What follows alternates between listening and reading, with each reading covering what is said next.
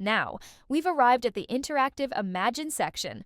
In this part, you can make specific adjustments to your designs, change colors, add extra details, or even start from scratch on a blank canvas to create your own drawings. If you'd prefer to work on an existing design, you can simply clear the canvas from the Tools menu and select a design from our library. Alternatively, you can upload a design directly from your device. Let's continue with some examples. First, we'll take a previously created design and change the color of a flower to red. At the same time, we'll replace that flower with a rose. All we need to do is type rose as our prompt. Let's start by selecting the brush tool and painting the desired area red. Once the coloring is done, we'll enter rose in the prompt field and click the Generate button. This process will only take a few seconds, and while we wait, I want to highlight an important detail. As with the Imagine tool, you'll notice several adjustable settings here. And here we are. The flower has been replaced with a rose, and its color is exactly the shade of red we wanted.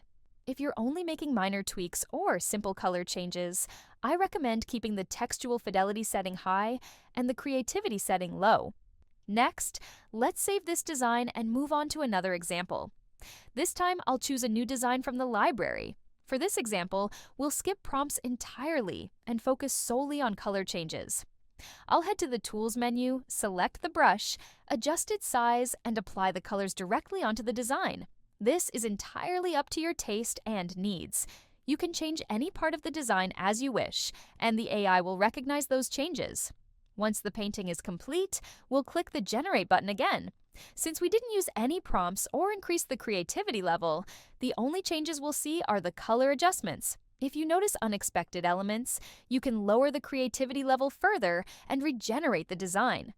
To summarize interactive, Imagine allows you to make precise edits, change colors, and implement both minor and major updates to your designs. And if you keep the settings low, you can focus solely on small adjustments without altering the overall structure of the design. Now, we're ready to move on to the next step, the Repeater tool. See you in the next video.